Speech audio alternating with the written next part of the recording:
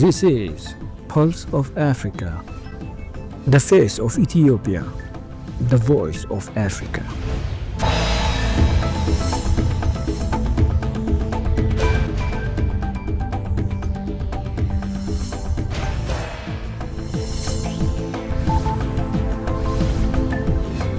Hello viewers, you're watching Pulse of Africa. I'm Samia Mohammed for the main news. First, our top stories for today. Southern African bloc to withdraw troops from Congo in phases. Tanzania declares end of Marburg virus disease outbreak. EU pledges 4.7 billion euro investment in South Africa at landmark summit. World's first universal embodied AI platform launched in Beijing.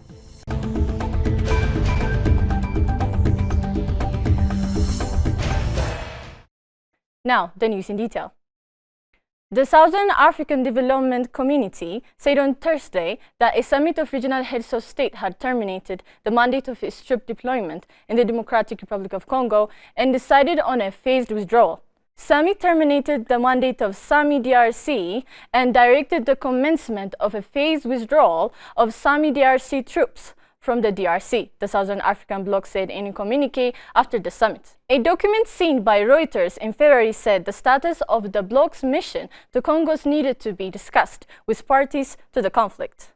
The 60-member SADC deployed its mission in Congo in December 2023 to help the Congolese army fight rebel groups. Now to AU. Following the successful election of a new African Union Commissioner at the 38th session of African Union Assembly in February 2025, a handing over ceremony was held yesterday at the AU headquarters. It was also held in the presence of African Union Chairperson President João Lourenço of Angola with Ethiopia's President Taye Asseselassie, as well as ministers in charge of foreign affairs and members of the diplomatic corps.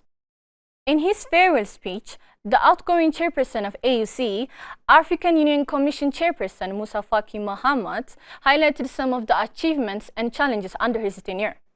On his part, the incoming chairperson of the African Union, Mohamed Ali Yusuf, hailed the success that has been achieved during past years and pledged to reinforce it as well as achieve the aspiration of the African continent.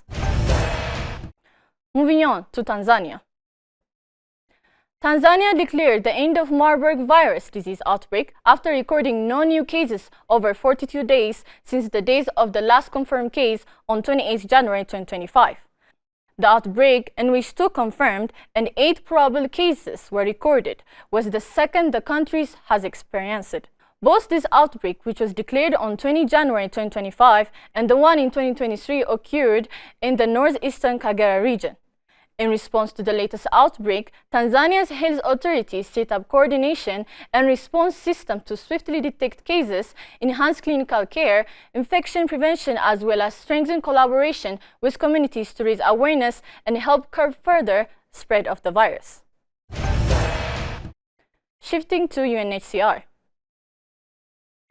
The United Nations High Commissioner for Refugees said violence in South Sudan's northern countries of Nasir and Ulang has escalated rapidly, forcing more than 10,000 people to flee to neighboring Ethiopia. As of Monday, over 10,000 people had crossed into Ethiopia's Gambela region, up from 6,900 just days earlier on March 6, UNHCR said in a statement Wednesday evening. The numbers are increasing at an alarming rate, and local authorities are tracking and assisting the displaced individuals as they disperse across various communities, especially in the Buribe and Matar areas, the agency said. In other news, Russia is in favor of the 30-day ceasefire plan proposed by the United States and Ukraine, but nuances exist, Russian President Vladimir Putin said Thursday. We agree with the proposals to stop hostilities, but we proceed from the fact that this cessation should be one that would lead to long-term peace and eliminate the original causes of this crisis, Putin said at a press conference with visiting Belarusian President Alexander Lukashenko yesterday. He noted the difficulty of monitoring ceasefire violations along the 2,000-kilometer contact line of the conflict and raised concerns that Ukraine might use the temporary ceasefire for mobilization and weapon supplies. Putin added that he might call US President Donald Trump to discuss the issue. Moving on to our next story. The world's first universal embodied artificial intelligence platform that supports multiple body types and scenarios was launched in Beijing Wednesday. It was expected to accelerate the integration of smart technologies into real world and the development of robotics, autonomous driving, and human-machine interaction. The platform, dubbed Huisi Kaiwu, was developed by Beijing Innovation Center of Humanoid Robots, which was jointly established by the Ministry of Industry and Information Technology, the Beijing municipal government, as well as enterprises and research institutions in the robotics sector. Embodied AI integrates AI into physical bodies, such as robots, to enable them to perceive, learn, and dynamically interact with the environment like humans.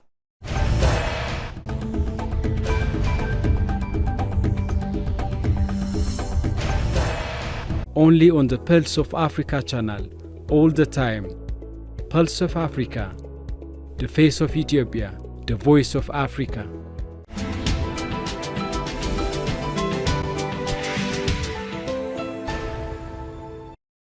Turning to business news.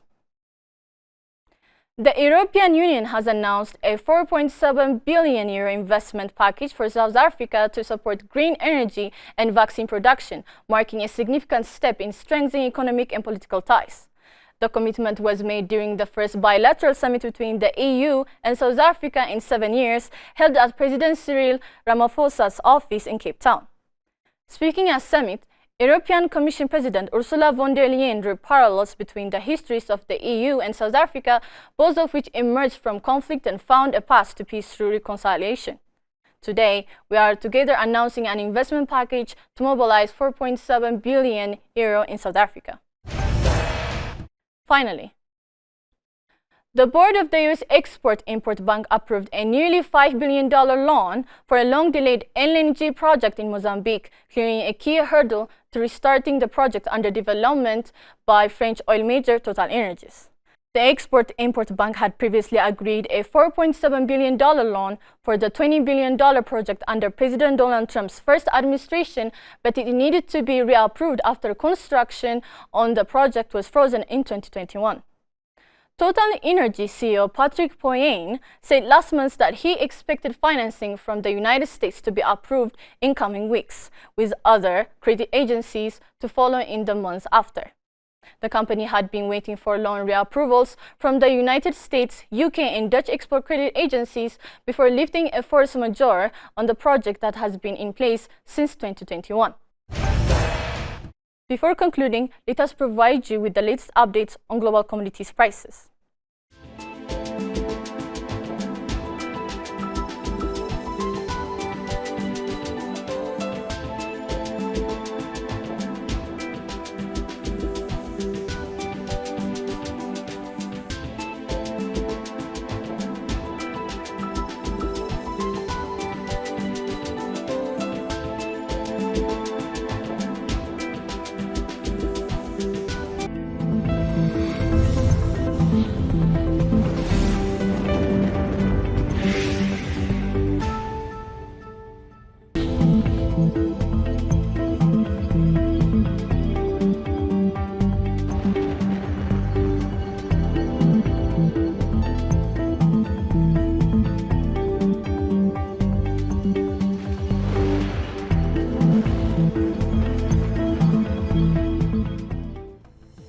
That's all for today. Thank you for watching Pulse of Africa.